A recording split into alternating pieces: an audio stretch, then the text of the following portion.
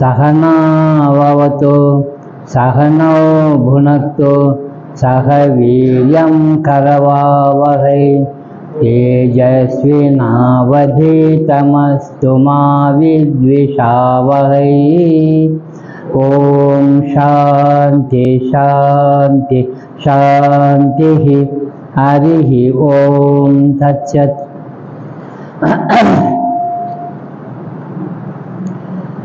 திருஷ்ய விவேகத்துல 37வது ஸ்லோகம்.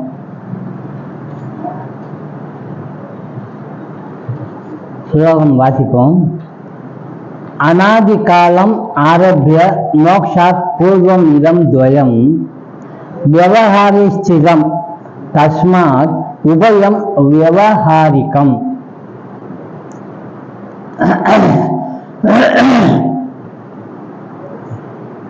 இங்க ரெண்டு விஷயம் இருக்கு. வியவஹாரிகம், வியவஹாரம் அப்படின்ற வார்த்தைக்கு என்ன பொருள்படுத்துவீங்க? விவகாரம்னா என்னது? பிரச்சனை. இப்படிதான் நிறைய பேர் சொல்றாங்க விவகாரம்னு. அதுதான் இது. விவகாரிகம்னா இந்த உலகத்தில் நடக்கிற சம்பவங்கள், விஷயங்கள். நம்ம இப்ப வாழ்ற முறையில விவகாரிகம் தான். விவகாரிகத்துக்கு அப்பால் உள்ளது ஒன்று. அது என்ன தெரியுமா? அப்பால் உள்ளதுங்கிறப்போ பாரமார்த்திகம். ஆக இந்த உலகத்துல 2 பொருள் தான் இருக்கு. ஒன்று பாரமார்த்திகம், இன்னொன்று விவகாரிகம். இது வேற ரூபத்தில் சொன்னா இந்த உலகத்துல 2 தான் இருக்கு. என்னன்னா ஒன்று பாரமார்த்திகம், ஒன்று விவகாரிகம்னு சொன்னோம். இது அப்படியே வேறு விதமா மாற்றி சொல்றதா இருந்தா என்னன்னு சொல்லலாம்? வேற நம்ம படிக்கிற நூலே அதுதான். அந்த சப்ஜெக்ட் தான் படிச்சுட்டு இருக்கோம். ஒன்று பாரமார்த்திகம், இன்னொன்று விவகாரிகம்னு சொன்னோம். இதையே சுருக்கமா வேறு விதமா சொல்றதா இருந்தா என்னன்னு சொல்லலாம்? அவ்வளவுதான். ஒன்று திருக்கு, இன்னொன்று திருஷ்யம். நம்ம எந்த பாடத்துல படிக்கிறோமோ அந்த பாடத்தையே மறந்துடும். அது எதையோ படிக்கிற மாதிரி இருக்கு. எல்லாமே திருக்கு திருஷ்யத்தை வச்சுதான் பேசுறோம். திருக்கு அப்படின்னா நான் என்கிற சப்ஜெக்ட். திருஷ்யம் அப்படின்னா அவனுக்கு உதவி செய்யக்கூடிய, அனுபவிக்கக்கூடிய, பொருள்கள் தருகின்ற போக்தாவா, அதாவது அனுபவிக்கப்பட வேண்டிய பொருட்கள். அதைத்தான் என்னன்னு சொல்றோம்? திருஷ்யம். எடுத்துக்கோங்க, பஞ்சபூதம் முழுவதும் நம்ம அனுபவிக்கிறோமா இல்லையா? அனுபவிக்கிறோம். அதன் மூலமா, அந்த கரணத்தின் மூலமா, புத்தி எல்லா விஷயத்திலையும், இந்த உலகத்தில் இருக்கக்கூடிய எல்லா விஷயத்தையும் நம்ம அனுபவிக்கிறோம். என்ன சொல்றோம்? கர்த்தத்துவ ரூபம்ங்கிறது ஜீவன். அவன் தானே இப்போ செய்யறேன், வர்றேன், போறேன்னு சொல்றான். அவன் தான் ரூபம், ஜீவனா இருக்கான். போக்திருத்துவ ரூபம் இது ஜெகத்து. ஆக ஜீவன் ஒண்ணு, ஜெகத்து ஒண்ணு. இந்த 2 இருக்கு. கர்த்தத்துவமும் போக்திருத்துவமும் அந்த கரணத்துல புத்தியில உள்ள வரை, அதாவது புத்திங்கிறது சிதாபாசம் இருக்கிற வரைக்கும் ஜீவத்துவம் இருக்கும். இருக்குமா இருக்காதா? நம்ம வாழ்றோம்ல, ஜீவிக்கிறோம்ல. யாராவது ஒருத்தன் கல்யாணம் பண்ணிட்டு விட்டுட்டு போறேன்னு சொன்னா அந்த பொண்ணுக்கு அவ என்ன கேட்பாங்க?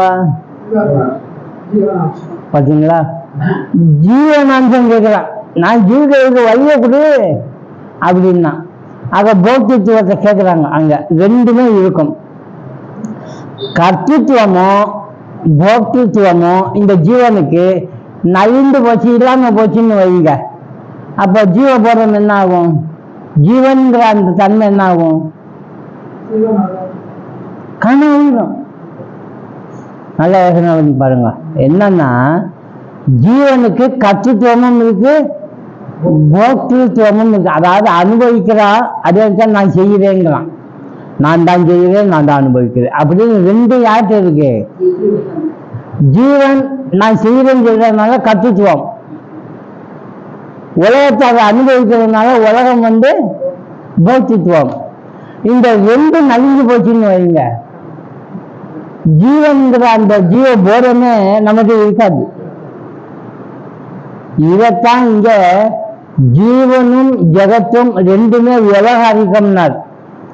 ஜீவன் உண்மையிலே பிரதிபிம்பமா அந்த ஆன்மாவுக்கு இருந்தாலும் அது கண்ணால காணப்படுதா, அதுக்காக விவகாரிக்கம்னார். இது என்ன சொல்றாரு, இது எப்ப இருந்துங்க இருக்கு அப்படின்னா அநாதி காலம் ஆரோக்கிய மோக்ஷாத் பூர்வம் இதம்னர்.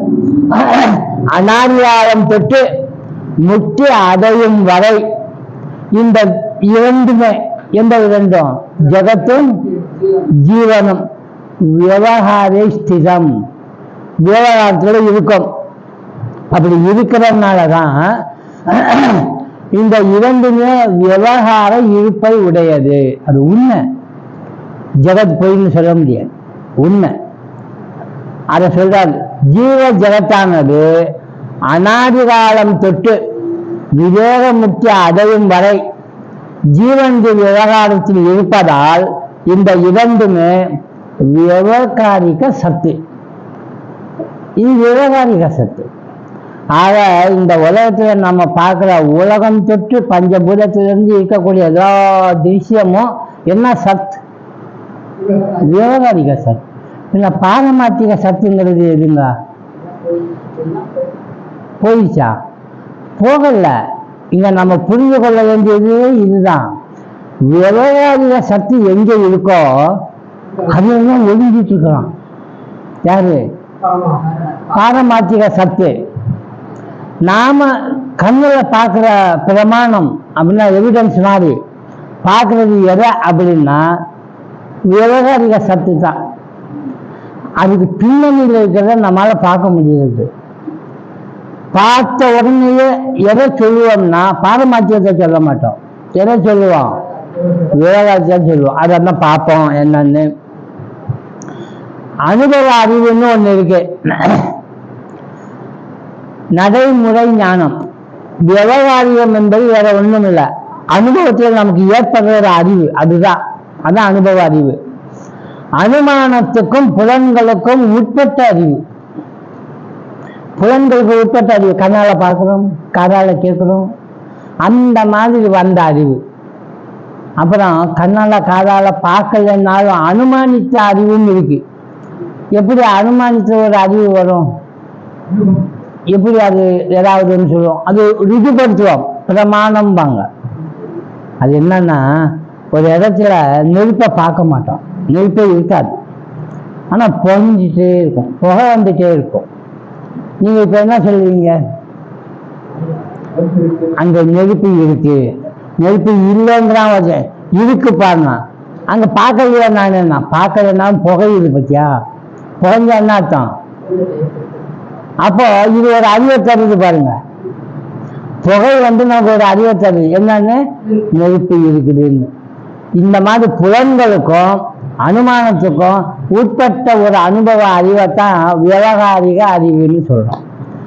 நான் இருக்கிறேன் அப்படின்னு ஒண்ணு இருக்கு. உடம்பு, பிராணனு, மனம், புத்தி ஆகியவை எல்லாம் சேர்ந்து நான் சொல்றோம். என்னை சுற்றி உலகம் இருக்கு, இருக்கா இல்லையா? நான் இங்க இருக்கேன் தனியா, என்னை சுற்றி உலகமும் இருக்குது. அதுல உலகத்துல மனிதர்களும் இருக்காங்க, ஜீவராசிகளும் இருக்காங்க. இது எல்லாமே எங்க புலன்களுக்கும் புத்திக்கும் எட்டுகின்ற உண்மை. இதுவே விவகாரிக சத்தியம். உண்மைதானே? இல்லை சொல்ல முடியுமா? ஜீவராசிகள்லாம் இல்லை, மரமெல்லாம் இல்லை, செடி கொடிகள் இல்லைன்னு. உலகமும் இருக்கு, அதுல இன்னும் வேற வேற ஜீவராசி இருக்கு, என்ன மாதிரி பல பேரும் இருக்காங்க. இதுதான் விவகாரிக உண்மைன்னு சத்துன்னு. இங்கிலீஷ்ல சொன்னா என்னன்னு சொல்லலாம்? Empirical reality. எம்பிரிக்கல் ரியாலிட்டி, அனுபவ உண்மை அப்படின்னு சொல்றது. இப்போ கொஞ்சம் மேல போய் பார்க்கணும். என்னன்னா, இருந்தாலும் இது மட்டும் உண்மையான்னு கேட்டா இல்ல, விவேகத்தால விசாரிக்கிறதுன்னு ஒண்ணு இருக்கு, புத்திசாலித்தனமா. விவகாரிக சத்தியம் வேறொரு பாரமார்த்திக சத்தியத்தை சார்ந்து இருக்கிறது. இதான் நாம பார்க்க வேண்டியது. பாம்பு இருக்குதுன்னா அது விவகாரிக சத்தியம், உண்மைதான். ஆனா அந்த பாம்பு எப்படி இருக்கும், எதுல இருக்கும்? எது பாம்புன்னு நீங்க சொல்றீங்க? கைன்னு இப்ப தெரியாது, எக்ஸ் எக்ஸ்ன்னு வச்சு கைன்னு கண்டுபிடிச்சிட்டீங்களா? இல்ல எக்ஸ். அப்போ இந்த விவகாரிக சத்தியம் ஏதோ ஒரு விஷயத்த சார்ந்து இருக்கு, அதனால இப்படி தெரியுது. அது இப்ப இங்க ஒரு பானை இருக்குது, பார்த்த உடனே நீங்க என்ன சொல்லுவீங்க? அத ஏன் நீங்க பானையை சொன்னீங்க, வேற சொல்லக்கூடாதா? மண்ணில் செய்த பானை இங்க வச்சிருக்காங்க, மண்பானை தண்ணி பிடிச்சி வச்சிருக்காங்க.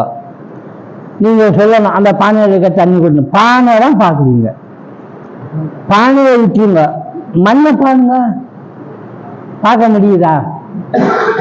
இந்த பானை எதை சார்ந்திருக்கு? மண்ணை தான் சார்ந்திருக்கு. உண்மையிலேயே மண்ணும் உண்மை, பானையும் உண்மை. ஏன் பானை உண்மைன்னு சொல்றீங்க? பானை இருக்குன்னா தண்ணி மோந்துட்டு வர முடியாது. தண்ணி கொண்டு வரணும்னா பானை வேணும். வெறும் மண்ணை கொண்டு போய் தண்ணி மோந்துட்டு வைப்பாங்க, யாராவே முடியாது. அப்ப பானைங்கிறது ஒண்ணு இருக்கு, உண்மைங்கிறான்.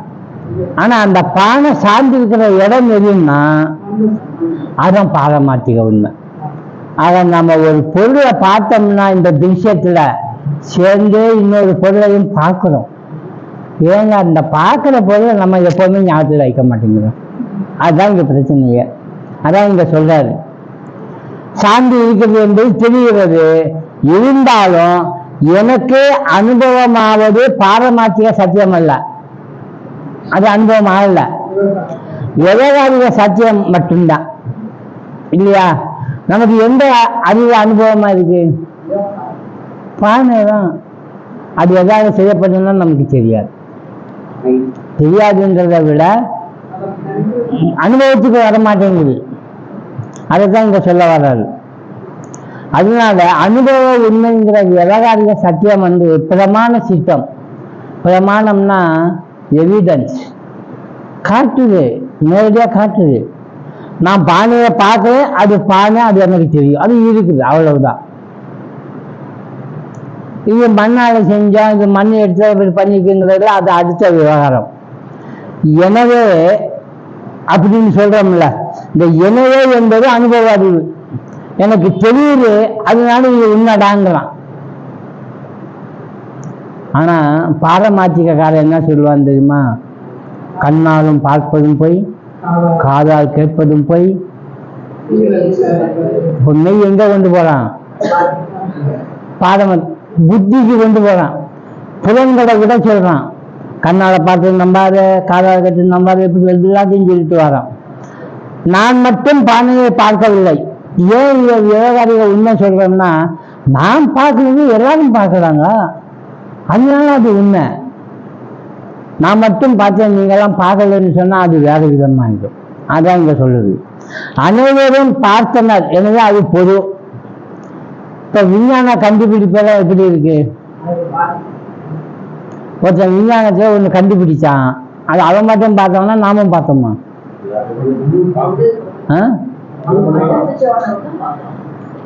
கண்டுபிடிப்புகள், கொள்கைகள், ஃபார்முலாக்கள் கூட விவகாரிக சத்தியம்தான். அது எல்லாமே விவகாரிக சத்தியம்தான். கண்ணால பார்க்கணும்ல. படிக்காத ஒரு சிலருக்கு அது தெரியவில்லை என்பதால் அது அனுபவ அறிவு இல்லைன்னு சொல்ல முடியாது. இப்போ ஒருத்தர் ஒன்று கண்டுபிடிச்சிட்டாரு, எடுத்து சொல்றாரு, அது அனுபவ அறிவு ஆயிடுச்சு. படிச்சவங்க ஒத்துக்கொள்வான். கொஞ்சம் பேர் இருக்காங்க அந்த அளவுக்கு படிக்காதவங்க, அவனுக்கு மட்டும் புரியாது. அது நான் ஒத்துக்கொள்றதுடா அப்படின்னா அது இல்லாமல் போயிடுமா? இருக்கும். அவர்கள் உரிய கல்வி பெற்றிருந்தால் அவர்களுக்கும் அவ அனுபவமாகும். அப்ப அவங்க தெரியும். அதுக்கு பதிலா நம்ம என்ன சொல்ல வந்துட்டோம் தெரியுமா? மகான்கள் பெரியவங்க கண்டுபிடிச்சிருக்காங்க, எல்லாரும் சம்மதிச்சிருக்காங்க, அது அப்படியே என்ன செய்யணும்? அதுக்கு பேரு நம்பிக்கை. அதை சொல்லிதான் நான் நம்புறேன். இந்த நம்பிக்கையை மூட நம்பிக்கைன்னு சொல்லக்கூடாது. ஏன்னா அதை மூட நம்பிக்கையில சொல்லல, அவன் என்ன செய்தான்? எக்ஸ்பெரிமெண்ட் பண்ணி காட்டியிருக்கான். டெமான்ஸ்ட்ரேஷன் எல்லாம் செய்து காட்டி அத்தாட்சி வாங்கியிருக்கான், அதை பிரகடனப்படுத்தியிருக்காங்க. அது நமக்கு புரியாம இருக்கலாம், ஆனா ஒத்துக்கணும்.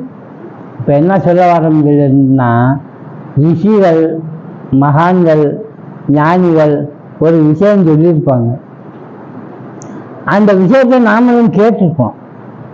கேட்டுட்டு நம்ம மைண்டுக்குள்ள என்ன ஏற்படும், மனசுக்குள்ள என்ன இப்படிலாம் இருக்குமா, என்னமோ இவன் சொல்லிட்டு இருக்கிறான் அப்படின்னு தோணும்.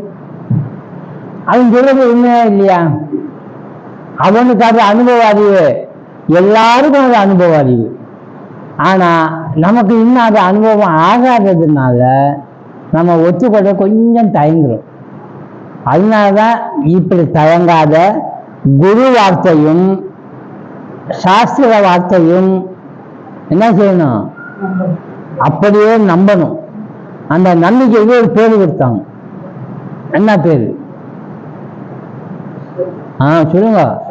ஆமா, எல்லாம் தெரிஞ்சுதான் இருக்கு, தயக்கம் வருது, ஒருவேளை மாறி இருக்குமோ அப்படின்னு. சிரத்தான்னா அதுதான். சிரத்தைன்னா குருவின் மேல நம்பிக்கை, அவர் சொன்னதுதான். அதே மாதிரி சாஸ்திரத்தின் மேல நம்பிக்கை. சாஸ்திரம் சும்மா சொல்லல, அனுபவித்த அறிவை சொல்லுது. இன்னைக்கு அவருக்கு ஏற்பட்ட அனுபவம் எனக்கும் நாளைக்கு ஏற்படலாம், நான் அது மாதிரி இருந்தா அதுதான் இங்க பார்க்கணும். இதுக்கு நேர்மாறா ஒன்று பேசி பார்ப்போம். பொதுவில் அறியப்படாமல் ஒருவரது அகத்துல ஒருத்தர் சாய்பாபா எங்க வீட்டுக்கு வந்தாரு, கிருஷ்ணர் எங்க வீட்டுக்கு வந்தாரு. நேற்று நான் வெண்ணெய் ஆஃபர் பண்ணேன், சாப்பிட்டாரு.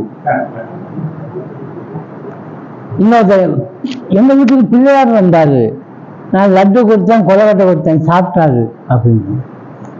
அவனுக்கு வந்திருக்கோம், சாப்பிட்டுருக்கோம், எல்லாம் செஞ்சிருப்பாரு. ஆனா நான் பக்கத்துல தானே இருந்தேன், நான் பார்க்கலையேம்பான் அவன். இவன் பார்த்தேன்பான். இவன் பார்த்திருக்கான், பேசியிருக்கான், பக்கத்துல அவன் இருந்திருக்கான், ஆனா அவன் பார்க்கல, பேசல. கனவு இல்லம்மா, நேர்லே தான். இவனுக்கு அது என்ன அறிவு? எவிடன்ஸ், அனுபவ அறிவு தான். ஆனா அந்த அனுபவ அறிவு அவனுக்கு பக்குவப்படல. போன ஜென்மத்தில் செய்த புண்ணியத்தினாலேயோ பிரார்த்தனையினாலேயோ அவன் கண்டு பேசுற அளவுக்கு வந்திருப்பான். கண்டு பேசுறாங்க. பல பேர் இந்த பைத்தியத்தை எல்லாரும் தேடி இப்படி அலைஞ்சு இவன் சொல்றதெல்லாம் நம்பிட்டு இருக்காங்க. அது எப்படி அந்த கல்லு உண்மையா இருக்கும், அது எப்படி பேசும், அது எப்படி ஜீவம் இருக்கும், அது எப்படி சாப்பிடும் அப்படிலாம் கேட்டாங்க. பக்கத்தில் இவர் காதில் விழுந்துச்சு. ஆரஞ்சு காட்டுங்கிறப்ப அவர் நிற்கிறாரு. ராமகிருஷ்ணபுரம் செய்தி காட்டினாரு. என் காலிய சிலைன்னு நான் சொல்றேன், நீ அம்மா உயிரோடு இருக்கா, மூச்சு விடுறா அப்படின்னா. அப்படியா, காட்டுவியா? காட்டுறேன்னா இந்த இடத்துல நமக்கெல்லாம் காணம் ஜாஸ்தி. ராமேஸ்வரம் நிறைய முடி இருக்கு, இங்க முடி இருக்கும். அந்த கைய அம்மாவுடைய மூக்குக்கிட்ட போய் வச்சு காட்டுறாரு. கொஞ்ச நேரம் கழிச்சு அந்த முடி இப்படி ஓடுது, திண்டு கொஞ்ச நேரத்துக்கு வந்துடுது, திண்டு போகுது, மூச்சு விடாதாம. மூச்சு விட அந்த மூச்சுடைய வேகத்துல அது நகருது. பத்தியா அப்படிங்கிற. அப்ப நீ கொடுக்குற நைவேத்தியம்லாம் அம்மா சாப்பிடுதாம்மா? சாப்பிடும் அப்படிங்கிற. இது கல்கத்தாவில் பவதாரணி காளி கோயில நடந்ததுன்னு நினைக்காதீங்க, தமிழ்நாட்டிலேயே நடந்திருக்கு. யாரு? பிள்ளையார்கிட்ட. யார் அந்த பையன்? நம்பி ஆண்டாள் நம்பி இல்லையா? அப்பங்காரன் பூஜை பண்ணி நைவேத்தியம் பண்ணுவாரு, இவரும் கூட இருப்பாரு. நைவேத்தியம் போறப்ப போடா வெளியேன்றுவாள், பார்க்கக்கூடாதுன்னு ஸ்கிரீனை போட்டு. அப்புறம் வெளியே இந்தா இதை கொண்டு போய் அம்மாட்ட கொடுன்றுவார். சாமி சாப்பிட்டுச்சுன்னு என்ன ஒரு காரணத்தினால ராஜா கூப்பிட்டாருன்னு சொல்லி அந்த அப்பாக்காரரு போயிட்டார். போறப்ப சொல்லிட்டு போனார், நான் பூஜையெல்லாம் முடிச்சுட்டேன், நைவேத்தியம் மட்டும் பாக்கி, இந்த பழம் கொலக்கட்டை இதெல்லாம் பிள்ளையாருக்கு படைச்சிட்டு நீ அம்மாட்ட கொண்டு கொடுத்துருன்னு உள்ளே விட்டார். இவன் உள்ளே போயிட்டு ஸ்கிரீனை போட்டு உக்காந்துருக்கான். அவன் மனசுல என்ன நினைப்பு? உண்மையிலே சாப்பிடுவாரு. பிள்ளையாரப்பா எங்கள் அப்பா இன்னைக்கு வரமாட்டாரு, நான் தான் வந்திருக்கேன், இந்தா சாப்பிடு அப்படின்ட்டு உட்காந்து. ஓ கண்ணு முன்னாதான் சாப்பிடுவியோ, சரின்ட்டு இவன் கண்ணை விட்டு உட்காந்துருக்கான். அது சாப்பிட பாடல. தூண்டவன் கேட்குறான், சாப்பிடு, உங்கள் அப்பா வந்து அடிச்சு போடுவார் நீ சாப்பிடலன்னு, ஏன் சாப்பாடு கொடுக்கலம்பாரு, சாப்பிடு சாப்பிடுங்க கேட்கறது இல்லை. அவருக்கு உத்வேகம் வருது, சாப்பிட்டு தானே ஆகணும், அதுக்கு பேர் தானே நைவேத்தியம் படைக்கிறது, நான் எப்படி சாப்பிடாம கொண்டு போடுறது அப்படின்ட்டு. வெளியே போனால் அடி கிடைக்கும்னு அதுக்கு பதிலாக நான் வாங்கிட்டே உரை வாங்கிக்கிறேன் அப்படின்ட்டு அந்த கல் இருக்குல்ல சமணங்கால் போட்டு உட்காந்து அது மேலே முட்டி மோதிக்கிறான். நீ வந்து சாப்பிட்டா தானே எந்திரிச்சு போவேன்னு. ரத்தம் வர ஆரம்பிக்குது. யாரோ இவரை தூக்கி மடியில் உட்கார வைக்கிறாங்க. யார் வந்து பிள்ளையா தன் துண்டு கையில தூக்கி மடியில் உட்கார வச்சு கண்ணை தொடங்கிது. அழுவாத என்ன சாப்பிட்றேன் அப்படின்னு. இந்த சிச்சுவேஷனை என்னன்னு சொல்றது, அந்த நம்பிக்கையும் அவங்ககிட்ட இருக்கக்கூடிய அந்த வேகமும் சேர்ந்து அங்கே ஒரு பிரத்யட்சம் ஆகுது, பிரமாணம் ஆகுது. இந்தா அப்படின்னு அவனுக்கு ஊட்டுது துண்டு கையால். நான் உனக்கு தான் கொண்டு வந்திருக்கேன், நீ சாப்பிடுங்க, நானும் சாப்பிட்றேன் நீ சாப்பிடு அப்படின்னு ஆறு காலம் கொஞ்சம் கொஞ்சம் சாப்பிட்டு கடைசியில் 4-5 தான் மிச்சம், தட்டு நிறையா இருந்ததில்ல. அப்போ அடான்னு இவருக்கு ஒரே சந்தோஷம்.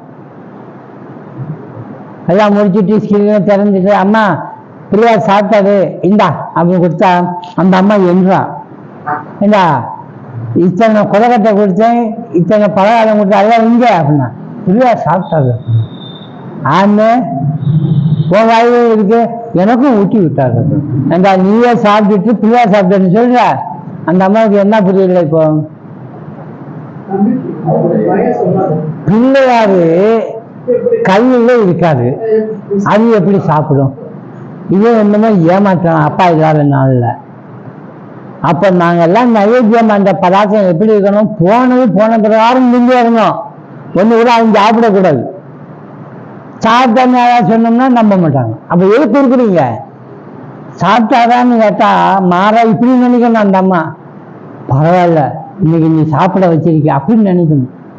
அப்ப அதை வந்து இன்னொரு சாப்பிட வை பார்க்கலாம்னு சொல்றாரு. நீ சாப்பிட்டதில்ல, இவங்க யாரும் நம்ப மாட்டேங்கிறாங்க, நீ திரும்ப வந்து சாப்பிடணும், அது எப்படி வரும்? அது வரல. அதுக்கு பதிலாக என்ன பண்ணிச்சு, நான் இருக்கேன் நான் சாப்பிட்டேங்கிறதுக்கு நான் ஒரு எவிடன்ஸ் காட்டுறேன்னு சொல்லி பிழியுது. யானை பிழியுது, இவங்க கேட்குறாங்க காதால. நம்பிக்கை இல்லாத காரணத்தினால கண்ணால தெரியல, ஆனா காதில கேட்க வச்சார். அப்படிப்பட்டவர் தான் மகானானாரு. இங்கேயும் ராமகிருஷ்ண பரமஹம்சர் சின்ன பிள்ளையில இருந்து தெய்வம் உண்மையிலே உண்டுன்னு நினைச்சாரு, அங்க ஆகுது. அதனால்தான் இங்கேயும் சொல்றேன், ஒருத்தன் நான் பக்கத்திலே இருந்தேன், சாய்பாபாவோ கிருஷ்ணாவோ யாரோ வரலன்றான், அதை வந்துடுங்கிறான். 2 பேர் சொன்னதுல யார் சொல்றது உண்மை? யார் சொல்றது உண்மை? 2 பேர் சொல்றது உண்மைதான். இவனுக்கு திவிசேத்துல கண்ணுக்கு தெரியாததுனால அவன் பார்க்கலேங்கிறான். அவன் வந்து புத்தியில அனுபவ அறிவு இருக்கு பாருங்க, அதுல அவன் பார்த்ததுனால அவன் சொல்றது உண்மை. இருவருமே உண்மையைத்தான் சொல்கிறார்கள். பிரார்த்தனையும் புண்ணிய பலத்தால அவனுக்கு அது தெரியுது.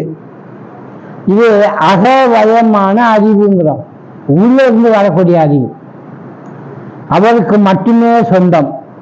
ஆனா அந்த ஃபாலோ பண்ணோம்னா யாருக்கு வேணாலும் அது சொந்தமாக்க முடியும். அது பொறுமையாக இல்லை.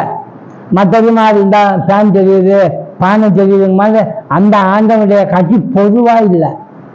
அது எப்படி இருக்குதுன்னா, ஒரு பர்டிகுலர் எக்ஸ்பெரிமெண்ட் பண்ணணும், டெமான்ஸ்ட்ரேஷன் பண்ற மாதிரி லேபில் இவனும் செய்யணும்.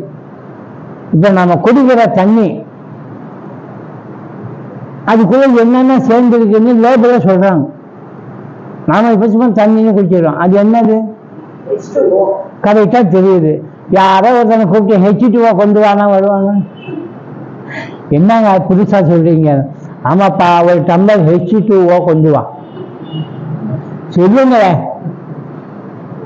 தண்ணின்னு சொல்லுங்களேன், ஒரு அழகா வச்சிருக்காங்க. அப்ப தண்ணிங்கிறது பிரிச்சா ஹைட்ரஜனாகவும் ஆக்சிஜனாகவும் மாறுது. இது 2ம் கலந்தனாலதான் நமக்கு தண்ணி கிடைக்குது. பாருங்க, அக்னிக்கு பிறகு தண்ணி, ஆவிக்கு வாயுக்கு பிறகு அக்னி. இந்த ஹைட்ரஜனு ஆக்சிஜன் வாயுன்னா ஹைட்ரஜன் அக்னி. இது ரெண்டும் கலந்து வந்து இன்னொரு பொருளா மாறிடுச்சு. அதான் அப்ப ஒவ்வொன்றிலும் கலப்படம் இருக்கு. அதுவும் நமக்கு தேவை. அப்படியே அக்னி சாப்பிட முடியாது, அப்படியே வாயுவை சாப்பிட முடியாது. மிக்ஸ் பண்ணி அது லேபில் செய்து காட்டுறான், எக்ஸ்பெரிமெண்ட் பண்ணி. அது ஒவ்வொரு முறையும் இதை செய்துட்டு தான் நான் நம்புவேன்னு சொல்ல முடியுமா? அப்படி சொல்லணும்னு அவசியமே இல்லை.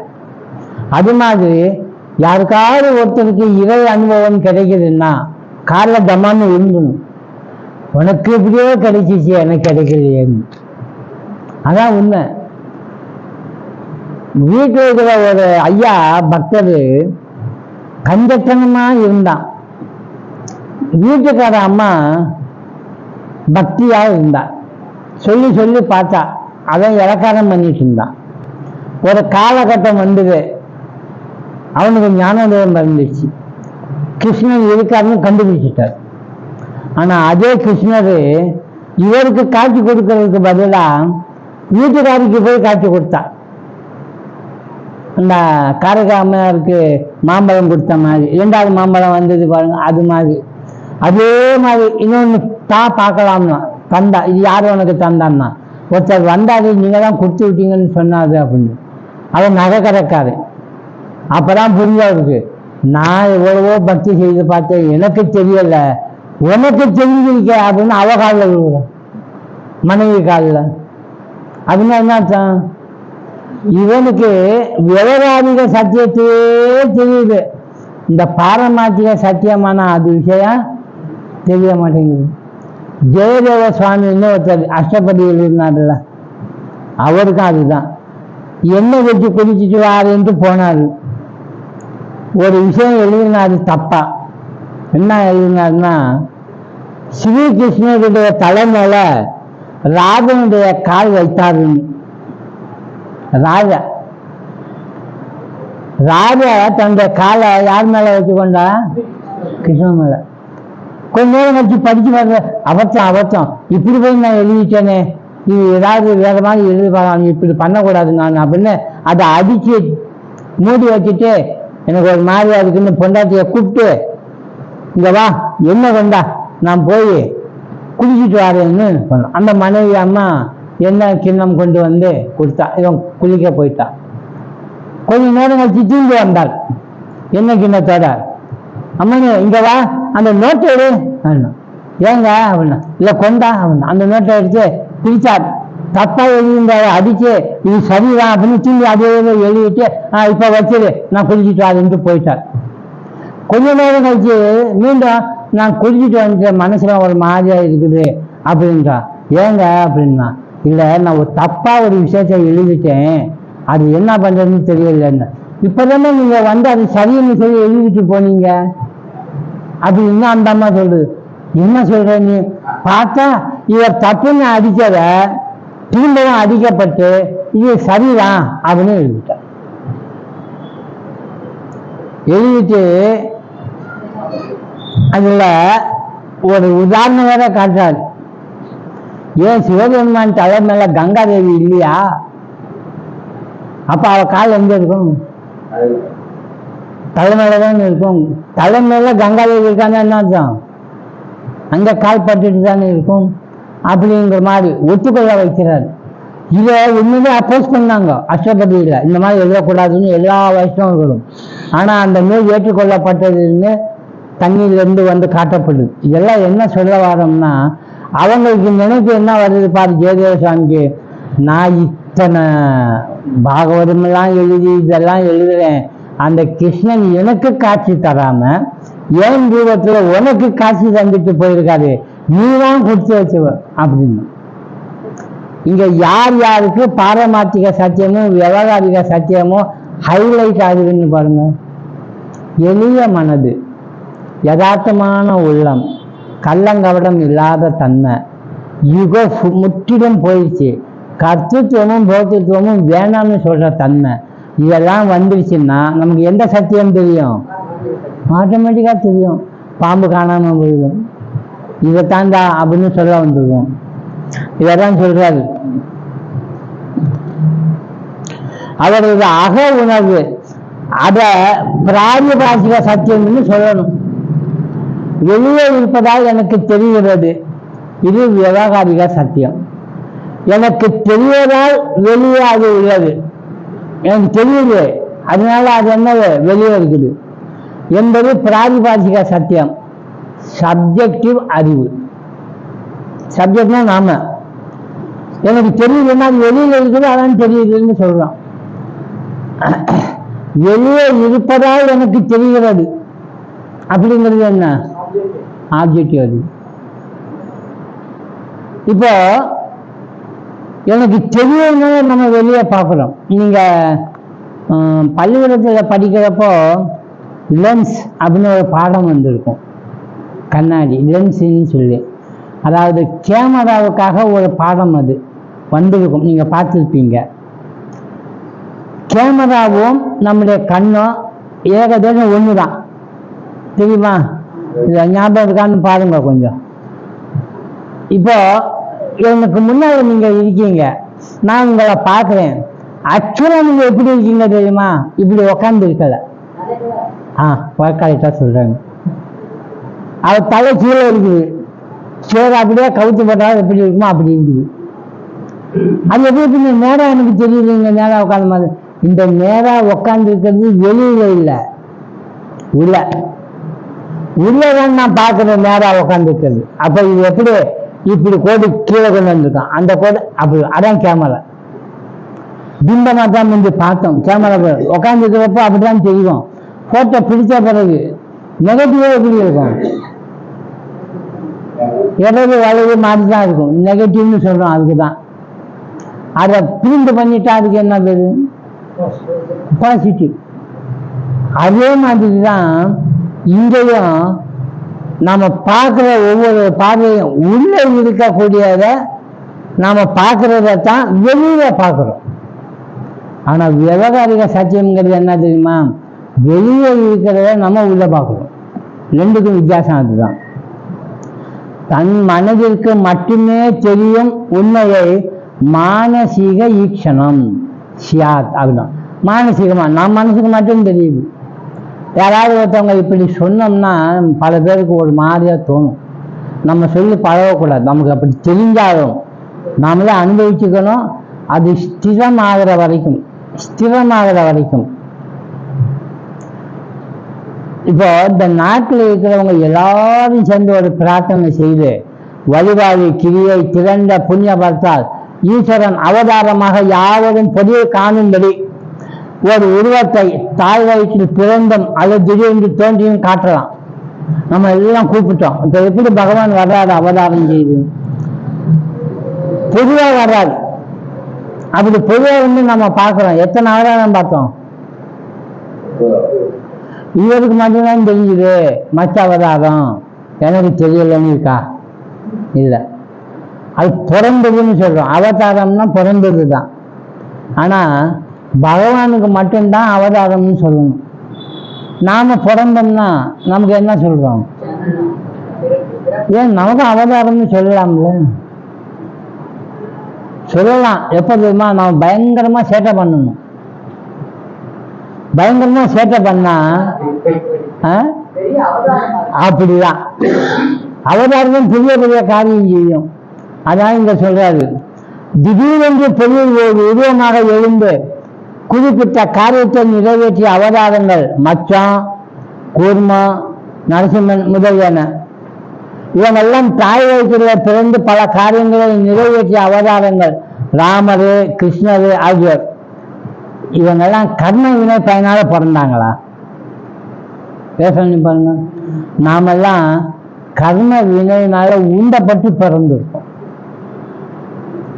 அவங்கெல்லாம் நீங்க பிரார்த்தனை பண்ணனால வந்தாங்க, அதுக்குதான் இறங்கி வந்தாங்க. அவதாரம் என்னது? இறங்கி வருதல். இங்கிலீஷ்ல என்ன பேரு அவதாரத்துக்கு? இன்கார்னேஷன். இன்கார்னேஷன் என்ற வார்த்தையை பயன்படுத்துறோம். அப்படின்னா இறங்கி வருதல். இல்லையா? அப்ப பகவான் இவங்கெல்லாம் கர்ம வினைப்பயனால பிறக்கிறது இல்லை, மக்களின் பிரார்த்தனை புண்ணிய வசத்தால் தோற்றம் எடுத்தவர்கள். நீங்க சின்னவர்களெல்லாம் பார்ப்பீங்களா, மகாவிஷ்ணு படுத்திருப்பாரு, தேவர்கள் இவங்க எல்லாரும் சேர்ந்து மகாவிஷ்ணுகிட்ட போவாங்க. சாமி ஒருத்தர் இப்படி பண்ணலாம் அப்படி பண்ணலாம், நீங்க தயவுசெய்து காப்பாற்றணும் அப்படின்னு போய் வேண்டிக்குவாங்க, பிரார்த்தனை பண்ணுவாங்க. எலும்பும் தோலுமா ரிஷிகள் அவங்களும் போய் எங்களுக்கு யாருமே செய்ய விட மாட்டேங்கிறாங்க, வேள்வி நடத்த விட மாட்டேங்கிறோம், நீங்க தான் ஏதாவது பண்ணணும்னு. அவர் நிதானமா படுத்து, அப்படியா ஒரு காலம் வரும் நான் வர்றேன், நீங்க நிம்மதியா இருங்கன்னு. நிம்மதியா எங்க போய் இருக்கிறது, சீக்கிரம் வா அப்படின்ட்டு போகணும். அவங்க அவர் காலம் இடம் எல்லாம் சம்மந்தம், அந்த நேரங்காலம் பார்த்துட்டே இருப்பார். அந்த நேரங்காலங்கிறது என்ன தெரியுமா? இந்த நேரங்காலங்கிறது தான் வினை முற்றி போடுறது அவங்களுக்கு. அதெல்லாம் சேர்ந்து ஒரு காலகட்டம் வரணும், அப்போ இவர் வருவார். கம்பராமாயணத்தில் அதுதான் சொன்னாரு. ராமன் பிறந்துட்டாரு, ராவணன் அங்க இருக்காரு, இன்னும் சீதாதேவியை பார்க்கல, கல்யாணம் ஆகல, காட்டுக்கு போகல. சீதாதேவியை கல்யாணம் பண்ணி இப்படி வந்த பிறகு பட்டாபிஷேகம் பண்ணணும்னு நினைச்சாரு. தப்பா? சரி பட்டாபிஷேகம் பண்ணிக்கோ. பட்டாபிஷேகம் பண்றப்போ அவரு அப்பா நான் நிம்மதி ஆயிட்டேன், இனிமேல் இந்த கீழே எனக்கு இருக்கு அப்படின்னு எடுத்து கீழே வச்சார். கண்ணாடியில பார்த்தாரு, கரோரமா ஒரு நரைச்ச முடி, நம்ம எல்லாம் கண்டுபிடிக்க முடியாது, முடிய நரைச்சிருக்கு, எங்க போய் கரோரமா ஒரு சின்னதை பார்க்க, ஃபுல்லாவே வெள்ள முடி. அவருக்கு அப்படி இல்லை, எல்லாம் கருப்பா இருக்கு, காதோரமா மட்டும் ஒரு வெள்ளையா ஒரு முடி இருக்கு. பார்த்தோன்னா அவருக்கு சிந்தனை எங்க போகுது, ஆஹா ராமனுக்கு உடனே பட்டாபிஷேகம் பண்ணி இந்த நாட்டை அவங்க கையில கொடுத்துட்டு நான் காட்டுக்கு போயிடணும், நான் போய் என்னுடைய ஆன்மீக பாரமார்த்திக உண்மையை கண்டுபிடிக்க போதும், விவகாரிகம் போதும் அப்படின்னு நினைச்சார். ஏன் அந்த நினைப்பு அவருக்கு வந்துச்சு? யாருக்கு? தசரதனுக்கா?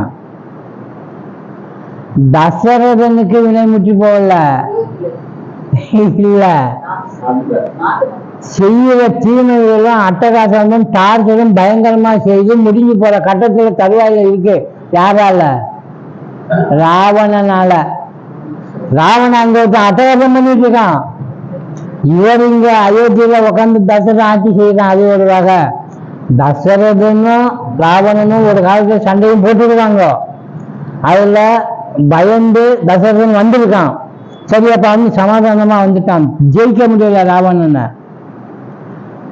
அப்படிப்பட்ட தசரதனுக்கு இந்த நரமுடி வந்தத கம்பன் என்ன சொல்றாரு தெரியுமா?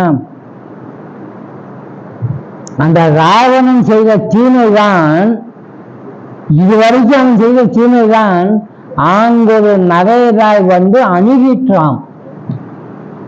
அவன் செய்த மொத்த தீமையும் ஊரு கொண்டு தசரதனுடைய காதோரமா ஒரு எல்ல முடியா மறிச்சிச்சு. அதுக்கு இதுக்கு என்ன சம்பந்தம்? இதை பார்த்தானே பட்டாபிஷேகம் பண்றதுனால, பட்டாபிஷேகம் பண்ண போயிட்டானே அந்த மந்தார சும்மா இருக்க மாட்டாம பரதனுக்கு கொடுக்க போனா, பரதன் கொடுக்க போயான்னு தசரதன் சாப்பிட்றான். அப்புறம் ராமன் காட்டுக்கு போறான், ராமன் காட்டுக்கு போன சீதை தூக்கிட்டு போறான், அந்த வஞ்ச பேசுறான், அவனை கொல்ல போறான். எங்க போகுது பாருங்க, திருப்பு முனைங்கிறது ஆக்சிடென்ட் இங்கதான் இருக்கு. அத காலம் எப்போ வருதுன்னு பாருங்க. ராமர் பிறந்து இவங்க எல்லாம் அழிக்க வந்தேன்னா உடனே பிறந்தேன்னு அழிக்க ஆரம்பிச்சுட்டாங்க. வாழ்ந்து இன்னும் பல ரகசியங்கள்லாம் காட்டி தராது. அம்மா கிட்ட எப்படி இருக்கணும், தம்பிகள்கிட்ட எப்படி இருக்கணும், மனைவி கிட்ட எப்படி வாழணும், அப்பா கிட்ட எப்படி வாழணும், ஆட்சி செய்யறப்போ எப்படி இருக்கணும், தந்திரங்கள் எப்படி தெரிஞ்சு, எல்லாம் காட்டி தர்றது கொஞ்சமா. ஒரு தடவை வந்தா பல விஷயங்களை காட்டி தரணுமா. அதனாலதான் இங்க சொல்ல வராது. வினைப்பதனால அவங்க பிறக்கல, இந்த மாதிரி புண்ணிய வசத்தால இவங்க கேட்டதுனால அவங்க வராங்க எடுத்தவங்க. இந்த மேனி எத்தகையது என்று சொல்ல முடியாத அனிர்வச்சனியம்.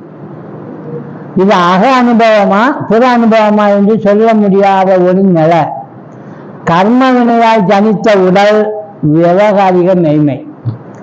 நாம எல்லாம் கர்ம வினையால பிறகுறதுனால நம்மள யாரு, அதனாலதான் நமக்கு பிராரப்த கர்மம், சங்கீத கர்மம் நிறைய வச்சிருக்கோம். அவங்களுக்கு அப்படியெல்லாம் தொகுப்புலாம் இல்லை. கூப்பிட்டீங்க வந்தேன், எனக்கு வேலையெல்லாம் கிடையாது, நான் சும்மா உட்காந்துருந்தேன், நீ வர சொன்னா நான் வந்தேன், வேலை முடிச்சு சும்மா போயிட்டேன். அப்படிதான்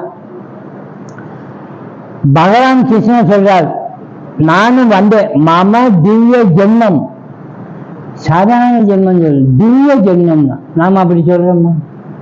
திவ்ய ஜென்மம்னு சொல்றது மம திவ்ய கர்மம், என்னுடைய தெய்வீகமான கர்மம் இந்த வேலை அப்படின்னு அவர் சொல்ற. நான் பிறக்கணும்னு கிடையாது, ஆனா உங்களுக்காக பிறந்து வழிகாட்டுறேன். வேலை செய்யணும்னு எனக்கு கிடையாது, எப்படி வேலை செய்யணும்னு நான் உங்களுக்கு சொல்லி கொடுக்குறேன் அப்படிங்கிறார். அதனாலதான் திவ்யம் என்கிற சொல்லை பயன்படுத்துவதிலிருந்து கர்ம பந்தத்தால எடுத்த உடல் அல்ல, திவ்ய பொருளால் சிறந்த சூக்ஷ்ம சரீரம் என்பது தெரிகிறது.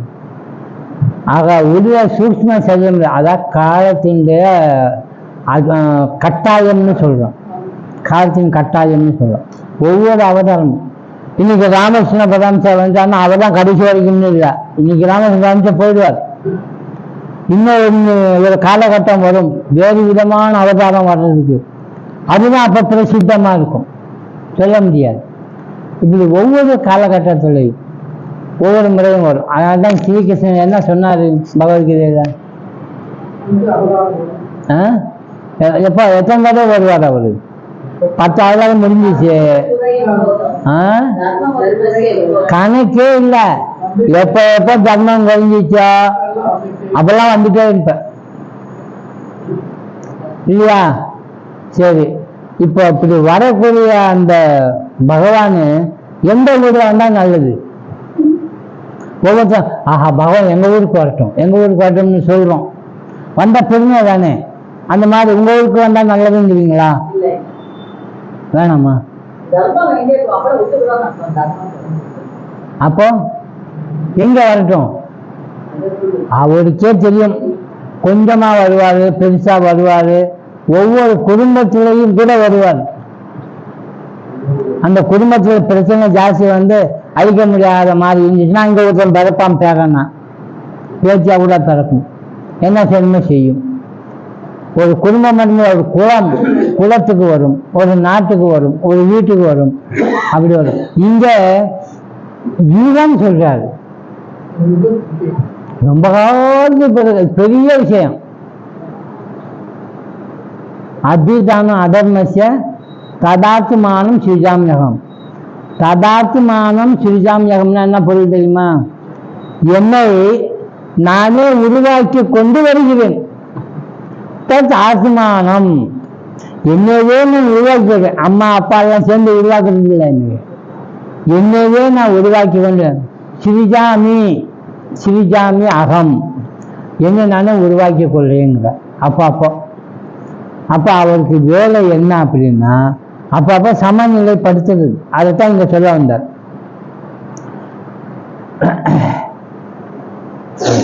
எவை பிரமாண சுத்தமோ அவள் விவகாரிகம், அனுபவம் மேன்மை. பிரமாணம்னா கண்ணுக்கு நேரா தெரியுறதுங்க. எதுவா இருந்தாலும் சரி கண்ணுக்கு நேரா காட்டு, அப்பதான் நம்புவேன் அப்படிம்பாங்க. அப்படி நம்புற அதுதான் விவகாரிக உண்மை. மறைந்து பார்க்கிற உண்மைன்னு ஒண்ணு இருக்கு, புத்தியில கண்டுபிடிக்கிற உண்மை, அது எல்லாருக்கும் தெரியாது. நமக்கு இருக்கிற புத்தி இன்னொருத்தருக்கு இருக்குமோ? இருக்காது. அதான் இங்க சொல்ற, நான் ஆத்மா, நான் ஏக்கம், ஜகத்துக்கு காரணம், நான் பிரம்மம். இதெல்லாம் இப்ப நம்ம சொல்ல போறோம்னு வைங்க. இவந்தற்ற அகண்ட சொரூபி யாரு? நாம. தத்துவமசின்னு சொல்றாங்கல்ல, அந்த தத்துவமசியில சொல்ற அந்த தத்துவம் நான் தான். தத்துவம்னா நான். அந்த வாக்கியத்துல குறிப்பிடும் மெய்ப்பொருள் நான் அப்படின்னு சொல்ற. இவ்வாறு குறிப்பிடும் அந்த நான் ஓர் அனுபவ அறிவா, அதாவது விவகாரிக அறிவா, அல்லது ஒருவர் தான் அறிகின்ற பிராதிபாசிக மெய்மையா? உள்ள நீங்க அறிகிற பொருளா இல்ல கண்ணுக்கு தெரியுது அப்படின்னு விவகாரத்தில் அறிவா அனுபவ அறிவா இல்லையா? இப்ப இவர் என்ன நமக்கு லாஜிக் தர்றாருன்னா, அந்த தன் அறிவு, நான் அந்த அறிவுன்னு சொல்றீங்களே, அது அனுபவ அறிவு. அந்த அனுபவ மெய்மை ஆப்ஜெக்டிவ் ரியாலிட்டி இது கூட தீசம்தான்.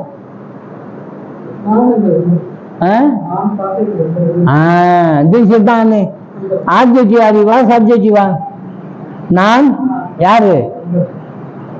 நான் பிரம்மம், நான் ஏக்கம் அப்படின்னு சொல்றீங்கல்ல. நான் ஒண்ணுதான்ப்பா, நான் பலது கிடையாது அப்படின்னு சொன்னா என்ன அர்த்தம்?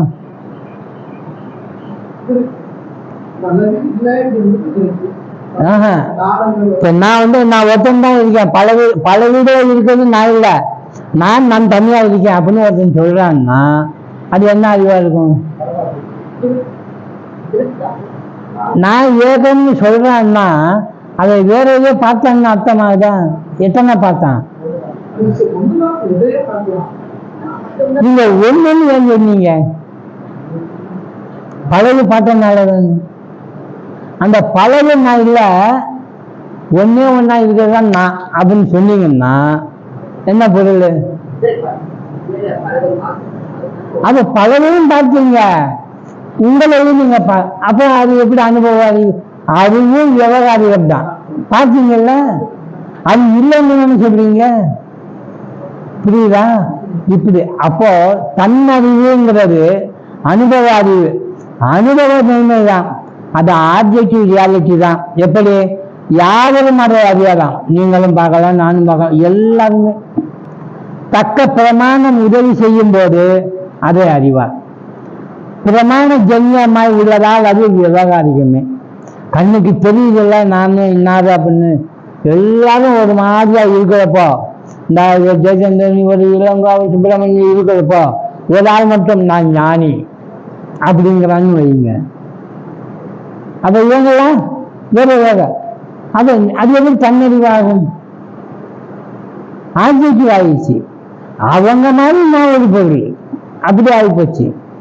எந்த வகை பிரமாணம் அது அப்படின்னா, சாஸ்திரத்தை குரு எடுத்து சொல்ல அதன் மூலம் எழுந்த பிரமாணம்.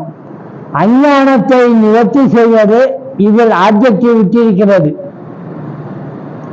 யார் வேண்டுமானாலும் சரிபார்த்து கொள்ளலாம். ஆப்ஜெக்டிவிட்டின்னா சொந்த கற்பனை இல்லை, நிதர்சனமான உண்மை. இதான் கண்ணுக்கு தெரிகிறது, கண்ணுக்கு தெரிகிற உண்மை. இது புறவய உண்மை. அகவய உண்மைய பொதுவா வைக்க முடியாது. நீங்க ஆண்டவனை பார்த்தீங்கன்னா, நீங்க பார்த்த ஆண்டவனை பக்கத்தில் இருக்கிறவங்க நீ பார்த்தியா, நானும் பார்த்தியா அப்படின்னு சொல்ல முடியும். ஆனா நீங்க எதோ ஒன்று பார்க்குறீங்கன்னு வைங்க, நீங்களும் பார்க்குறீங்க, எல்லாரும் பார்க்குறாங்க. அகவய உண்மையை பொதுவாக்க முடியாது. அதனால அதுதான் சப்ஜெக்டிவாக இருக்கும். புறவயம், புறவயம் என்றால் ஈஸ்வர உண்மையுடன் ஒன்றித்து நிற்றல். இந்த ஈஸ்வரனோட நம்மளை ஒன்றித்து நின்றுட்டோம்னா அது புறவயம். உள்ளவே உள்ளபடி அறிதல், இருக்கிற மாதிரி செஞ்சுக்கணும். ஐயம் திருப்பி இல்லாமல் அறிதல், இதுதான் மெய்மையுடன் பொருந்தி இருப்பது. இப்போ துக்கமான ஒரு விஷயம் நமக்கு ஏற்படுதுன்னு வைங்க, அந்த மாதிரி ஒரு சூழல் இருக்கிறப்போ அழுது ஒப்பாரி வச்சு கவலையால துவண்டு போகாம இருக்கிறீங்க, உண்மை உங்களுக்கு தெரிஞ்சிருக்கு. அதனால எதுக்காக ஆளப்பேன் அப்படின்னு சொல்லி செய்ய வேண்டிய காரியத்தில் ஈடுபடுவது ஈஸ்வரனுடன் பொருந்தி இருக்குது. ஏன்னா உண்மை பொருந்திருச்சு, அவன் சொல்லுதான் நான் செய்யணும், அதான் உண்மை. இதுக்கு நான் செய்கிறேன் என்ற கற்றுத்துவமே வர வைக்கிறது இல்லை, அனுபவமும் போக்கித்துவமும் வர்றதில்லை. வந்தால் அங்கே அழுக வரும், ஒப்பாரி வரும், எல்லாமே வந்துடும். ஈஸ்வரத்துடன் பொருந்துதல் என்பது விவகாரத்தில் இருப்பதாகும். இந்த இடத்துல ஈஸ்வரங்கிறத நீங்கள் எதை கொண்டு போகணும்? மொத்தமாக இருக்கிற தென்னை மரம், தென்னை மரத்துக்கு மொத்தமாக இருக்கிற தென்னை மரத்துக்கு என்ன பேரு? அதான் ஈஸ்வரன். ஒத்த மரம் அதான் நாம. நாம அந்த தோப்போட பொருந்தி இருக்கணும், அதை சொல்ல வராது. எல்லா நேரத்திலையும் விவகாரத்துல இருக்க முடியாமல் அகவரமாக இருத்தலுக்கு காரணம் சொந்த விருப்பு வெறுப்புகள் தான்.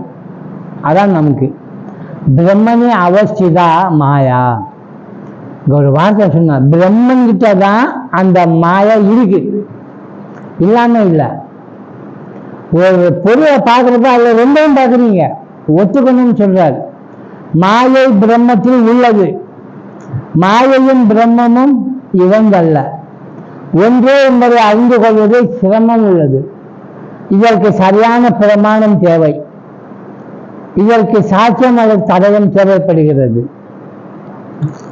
இதற்கு என்ன, அந்த பானையை வச்சு தான் சொல்லணும். எப்படி சொல்லலாம் பானையை வச்சு? மித்யா என்று சொல்வதால் பானை இல்லாத பொருள் இல்லை. பானைங்கிறது மித்யா. மித்யான்னா என்னது? பொய்யானது. பானை பொய்தா, மண்ணு வேண்டாம் உண்மை அப்படின்னா பானை உண்மையிலே இல்லாம போகுதா? பானை இருக்கதான் செய்யுது. பானை இல்லைன்னா தண்ணி எடுத்துட்டு வர முடியாது, களிமண்ணு முடியாது, களிமண் மட்டும் கொண்டு போய் தண்ணி கொண்டு வர முடியாது. பானையும் சத்தியம், களிமண்ணும் சத்தியம். ஒன்று பாரமாத்திர சத்தியம், எவ்வளவு? களிமண். இன்னொன்னு விவகாரிக சத்தியம். அப்ப ரெண்டு ஒரே பொருள் இருக்கு. பானைன்னு சொல்லிட்டீங்கன்னா அதுல பாரமாத்திரம் இருக்கு. இதைத்தான் இந்த 37வது ஸ்லோகம் என்ன சொல்றது? இவம் துவயம் உபயம் விவகாரிக்காக அப்படின்ட்டார். இந்த ரெண்டுமே ஜீவனும் ஜகத்தும் விவகாரிகம் அப்படின்ட்டார். பானைங்கிறது அனுபவம் மெய்மை, ஆப்ஜெக்டிவ் ரியாலிட்டி. இருப்பினும் பானை களிமண் தான் அப்படிங்கிறது பரம சத்தியம், அது சப்ஜெக்டிவ். நாம பெரும்பாலும் என்ன செய்யறோம், பொதுவாக இருக்கிற இந்த விவகாரிகத்தை மட்டும் சத்தியம்னு சொல்றோமே, அதான் பெருசா எடுத்துக்கிறோம். அது ஒண்ணுதான் உண்மைன்னு. ஒருவரை உள்ளபடி பார்ப்பது பிரம்மம் மாதிரி அது இருக்கு. இப்போ உள்ளபடி பார்க்காம வேற மாதிரி நீங்க சொன்னீங்கன்னா நீங்க தப்பு பண்ணீங்கன்னு அர்த்தம். ஒரு ஆள் இருக்கான், அவன் பிரம்மன். ஆனா அந்த ஆளை பார்த்து நம்ம என்ன சொல்லுவோம்? கயவன், திகிதன், திமிடி பிடிச்சவன் அப்படி சொன்னோம்னா அது என்ன அர்த்தம்? நீங்க எதை சொல்லியிருக்கீங்க? ஆமா, விவகாரிக சத்தியத்தை அவன் மேல ஏற்றி அதை சொல்லியிருக்கீங்க. உண்மைதான் அவன் அது இல்லைன்னு வச்சுக்கோங்க. ஒருவரிடம் இல்லாத பண்பை இருப்பதாக நினைப்பது தவறு. புலன்கள் அளிக்கும் காட்சியை புறக்கணித்து விட்டு அதன் மீது சொந்த சாயத்தை பூசுவது நியாயம் இல்லை. நமக்கு அப்படித்தான் தோணும். ஏன்னா அது மகாபாரத கதையெல்லாம் சொல்றாங்க. நமக்கு இப்ப அந்த கதை தெரியும், சொல்ல வேண்டாம். என்னன்னா நமக்குள்ளே சில விஷயங்கள் இருக்கு, அதை வச்சே நம்ம மற்றவங்களை பார்க்கிறோம். ஒரு குருகுலத்துல ஒரு 10 சிஷியர்கள் இருந்தாங்க. ஒரு குரு தான் மேய்க்கிறார்கள் எல்லாரையும். அதில் ஒரு பையன் ரொம்ப புத்திசாலி பையன்தான். ஆனா இந்த பாண்டவரோட சேர்ந்து துரியோதனார்கள் இருந்தப்போ பீமனை பார்த்து பொறாமப்பட்டு துரியோதனனுக்கு எப்பவுமே ஒரு வஞ்சம் வந்தது பாருங்க, கோபம். அது மாதிரி இந்த நல்ல பையனை பார்த்து ஒரு பையனுக்கு மட்டும் என்னாச்சு, இவனை எப்படியாவது கவுத்தணும்னு நினைக்க ஆரம்பிச்சுட்டேன். இவன் பேர் வாங்கிட்டே போறான் அப்படின்னு. அதனால குரு கிட்ட என்ன செஞ்சுட்டான், அவனை பற்றி தப்பு தப்பா பேச ஆரம்பிச்சு. யார்கிட்ட? குரு கிட்ட மட்டும் இல்ல, ஆசிரமத்தில் யார் யார் வந்து போறாங்களோ அவங்ககிட்ட எல்லாம் அவனா உங்களுக்கு தெரியாது அவனை பற்றி, அவன் இப்படியாக்கும் அப்படியாக்கும் அப்படின்னு பல ரகமா சொல்ல ஆரம்பிச்சிட்டான். கொஞ்சம் காலம் போச்சு, ஆனா அவன் ஒண்ணுமே பேசல. ஒரு நாள் ரொம்ப கஷ்டப்பட்டு இவனை கையங்கலமா பிடிச்ச மாதிரி பேசி அவனை இழுத்து குரு கிட்ட விட்டாங்க. குருவே, இவன் நாங்க சகிக்க முடியாது, நீங்க இவனுக்கு ஏதாவது தண்டனை கொடுக்கணும். அப்படியா, என்ன தண்டனை கொடுக்கணும் அப்படின்னு. இவன் இப்படியெல்லாம் இருக்கான், நான் பார்த்துக்கிறேன், கொஞ்ச காலம் போட்டு நான் என்னுடைய பார்வையில வச்சுக்கிறேன், நீ போ அப்படின்னு அனுப்பிச்சிட்டார். கொஞ்ச நாள் கழிச்சு இவன் பண்ற நல்ல காரியங்கள் எல்லாம் எப்படி இருந்ததுன்னா, அந்த இவனை காட்டி குடிச்சுட்டே வந்தான் பாருங்க, அவன் மாட்டிக்கிற ஒவ்வொரு நேரத்திலையும் இவன் தன் மேலே ஏற்றுக்கொண்டு அவனை காப்பாற்றிட்டே இருந்தான். இதெல்லாம் அவங்க இல்லைங்க, நான் தெரியாம செஞ்சுட்டேன். அவன் அதை அடி வாங்குறான், அவன் தப்பு பண்ணதுக்கு தண்டனை வாங்குறான். இதெல்லாம் யார் பண்றா? நல்லா பண்றான். இதை பார்க்க பார்க்க அவன் வந்து கூட்ட ஆரம்பிச்சிச்சு. சே, இப்படிப்பட்டவனை போய் நான் என்னென்னமோ தப்பு சொல்லிட்டேன்னு அவன் திரும்பி குருகிட்ட போய், சுவாமி அவனுக்கு தண்டனை கொடுக்காதீங்க, எனக்கு தண்டனை கொடுங்க அப்படின்னா. ஏன் அப்படின்னு அவர் சொன்னாரு, அவன் நல்லதான் பண்ணியிருக்கான், தெரியாம நான் அவனை பற்றி நிறைய புரளியை கிளப்பி விட்டேன், அதனால எனக்கு ஏதாவது ஒன்று பண்ணுங்க, எனக்கு ஒரு மாதிரியா இருக்குன்னா. குரு சொன்னார், ஒன்றும் கவலைப்படாத, நீ திரும்பிட்டல்ல, தப்ப உணர்ந்துட்டல்ல, மன்னிச்சிட்டேன் போ அப்படின்னா. போனான், திரும்ப வந்தான், சாமி நீங்க என்னதான் மன்னிச்சிட்டேன்னு சொன்னாலும் என் மனசு கேட்க மாட்டேங்குது, ஏதாவது தண்டனை கொடுங்க, நான் அனுபவிச்சிட்டேனே அப்படின்னாரு.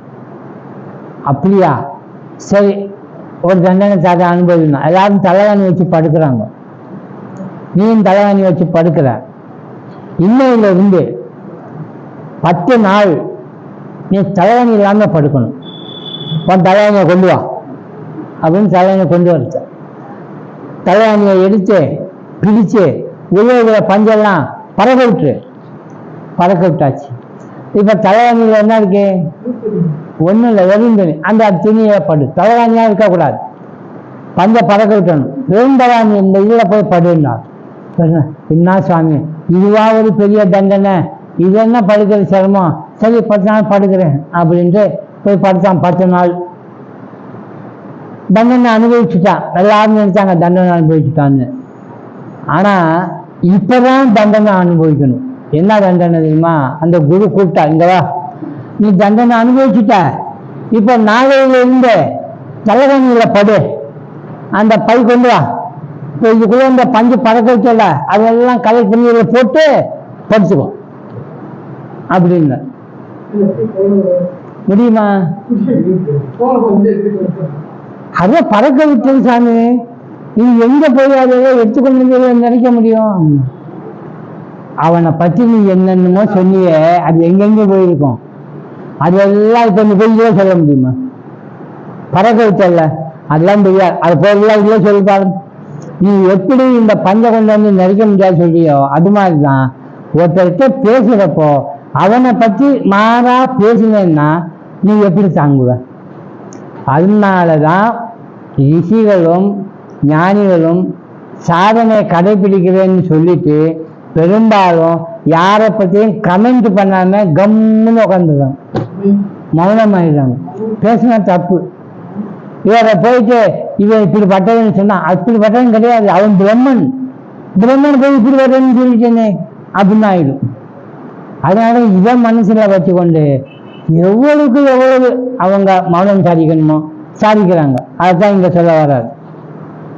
அதனால்தான் இங்க சொல்றாரு, கண்ணால் காண்பதும் போய் காதால் கேட்பதும் போய் தீர விசாரிப்பதே மெயின். இத இந்த திருக்கு திச விவேகத்துல நம்ம பார்க்கணும். எப்படி எல்லாம் பார்க்கணும்?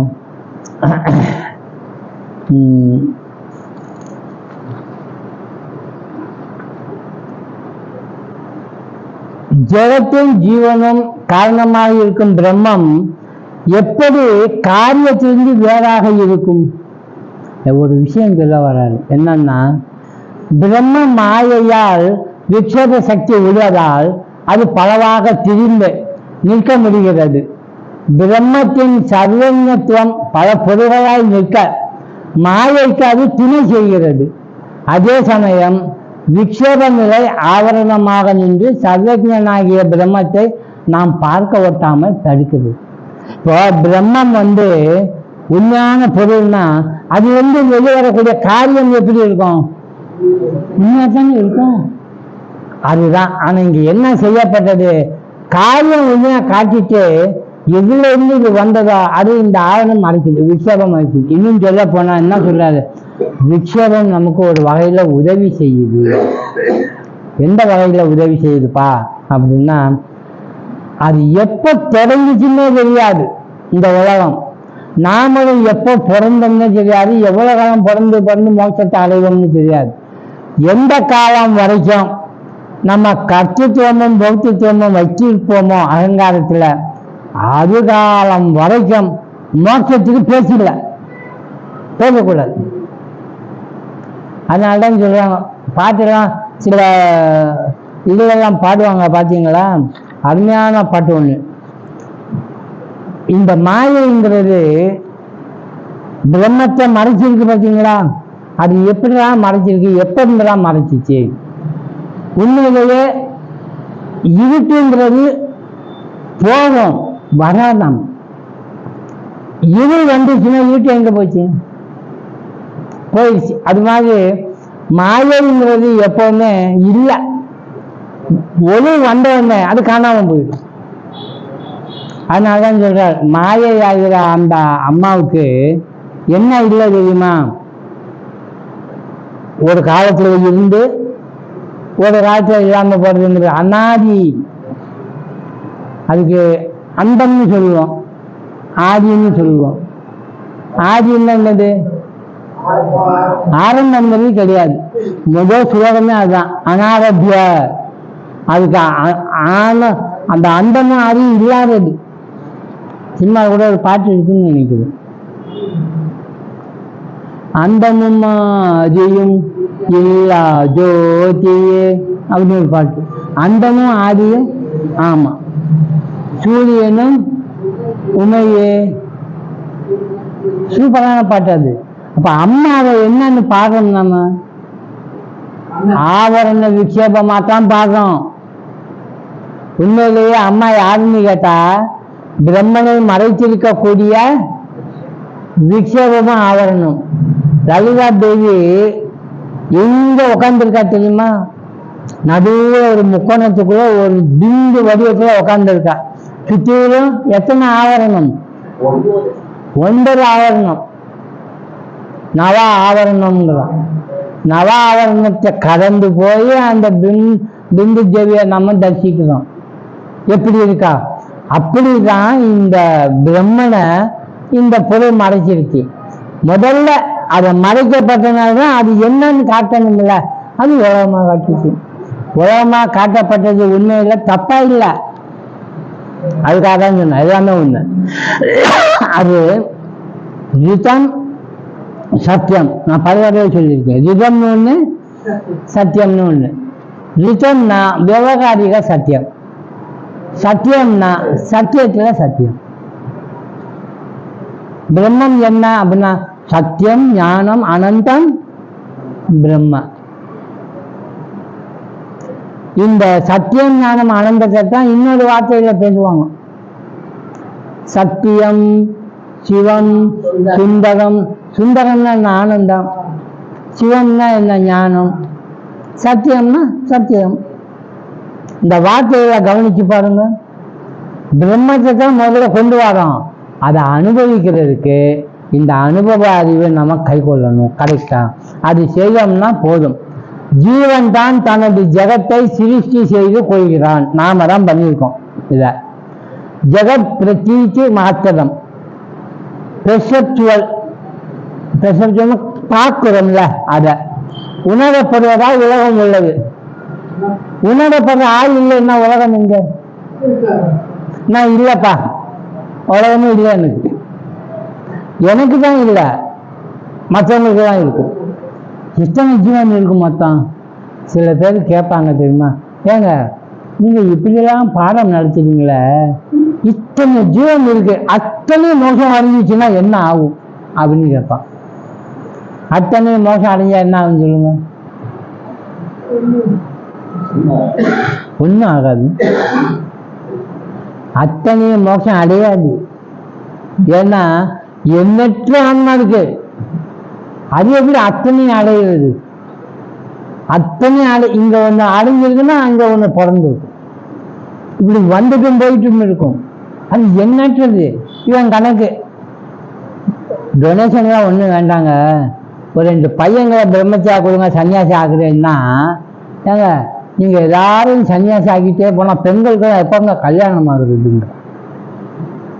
என்னமோ எல்லாரும் சன்னியாசியா வந்துடுவாங்க மாதிரியும், எல்லாரும் இந்த லைன்ல வந்துட்டு அப்புறம் யாருமே கிடைக்காத மாதிரியும் வர சொல்லி பாருங்க. ஒருத்தனை 2 மாதம் தாக்கு பிடிப்பானா ஓடிடுவான், முடிஞ்சிருக்காத. என்ன இது நல்லா சாப்பாடு கிடைக்கும்னு நினைச்சேன். டெய்லி காலையில் எழுந்துச்சுன்னா கஞ்சி தான் கொடுக்குறாங்க. சில மடங்கள்ல கஞ்சி தான் கொடுப்பாங்க. காலையில் எல்லாருக்கும் கஞ்சி தான். அது யாருக்கு விருப்பமோ அதுதான் தங்குவான். இட்லி தோசை சாப்பிடணும்னு ஆசைப்பட்டான்னு வைங்க, கொஞ்ச நாள் இருப்பான், நம்ம வேற இடம் பார்த்துடலாம் அப்படின்னு போயிடுவோம். வர்றப்ப நிறைய பேர் இந்த மாதிரி கற்பனையில வர்றாங்க. டார்கெட்டுன்னு ஒன்று இருக்கு. எதுக்காக போறோம், எதுக்காக வர்றோம், என்ன செய்யறதுக்கு வரோம். அதனாலதான் இங்க சொன்னார், முமுட்சுத்துவம் வேணும்னா, மோட்சம் வேணும்னா முதல்ல ஜெகத்தினுடைய அறிவை தெரிஞ்சுக்கணும். இது தப்புதான்னு கண்டுபிடிக்கணும். இது நிச்சயம் இல்லைன்னு கண்டுபிடிக்கணும். இது அனிச்சயமானதுன்னு தெரிஞ்சுக்கணும். இதுல சுகம் இல்லைன்னு தெரியணும். உண்மையான சுகம் எனக்கு வேணும் என்றதுல ஒரு தீவிரமான இயக்கம் வந்துருச்சுன்னா அவன் பாடம் மாத்திக்கத்தை நோக்கி அது எங்க கிடைக்கும்னு போக ஆரம்பிப்பான். அது எங்க கிடைக்கும்னு அவன் போற பாதை தான், பயணம் தான் என்னது, தேடல், ஆன்மீகம் தேடல், ஆண்டவனை தேடல். அவங்க தான் வருவாங்க போவாங்க. மற்றவங்க எல்லாம் நிறைய இந்த யமன் கொடுத்த மாதிரி மினுக்கு மினுக்கு மினுக்குன்னு நம்மளை ஏமாத்துற மாதிரி நிறைய பொருள்கள் இருக்கும் இந்த உலகத்துல. அதை பார்த்து பார்த்து அங்கே போய் நம்ம உட்காந்துருவோம், மாயாஜாலத்தில் போய் உட்காந்துருவோம். இதில் தப்பிக்கிறதுக்கு ரொம்ப சிரமம். அதுதான் சொன்னாரு 37வது சுலோகம் முழுதும், மோட்சத்தில் ஜீவன் இருப்பதில்லை, அவனுடன் அவனுடைய ஜெகத்தும் மறைகிறது. எப்போ இவன் உண்மையை கண்டுபிடிச்சானோ அப்போவே ஜெகத்திலெல்லாம் மறைஞ்சு போயிடும். போக்திரு போக்கிய பேதம் இரண்டும் சேர்ந்து அழிகின்றன. அனாதிகாலம் தொட்டு மோட்சம் பரியந்தம் இருப்பதால் ஜீவ ஜெகத் இரண்டும் விவகாரிகம்னு முதல் சுலோகத்தில் போய் 37ல சொன்னார். அனாதிகாலத்தில் இருந்து எங்க அப்போ எப்பவுமே இப்படி இருந்தா அப்ப நான் மோட்சம் அடைஞ்சு தீர்ந்து மாய வந்துட்டான் இல்லை. இது ஒரு தடவை போயிடுச்சுன்னா போனதுதான். அது அப்படி இல்லை, அது வரும் போகும். இது இப்படி இல்லை, ஒரு தடவை போயிடுச்சுன்னா போயிடுச்சு. ஏன்னா அது எப்பவுமே அதுலதான் இருக்கு. சூரியன் மாதிரி அவனுக்கு இருக்கே கிடையாது.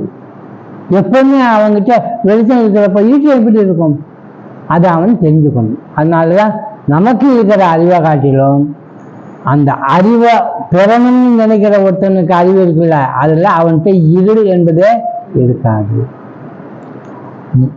ஸ்லோகம் சொல்லலாமா? ஓம் சகனா பவது சகனோ புனக்து சக வீர்யம் கரவாவஹை தேஜஸ்வினாவதீதமஸ்து மா வித்விஷாவஹை. ஓம் சாந்தி சாந்தி சாந்தி. ஹரி ஓம் தத்சத்.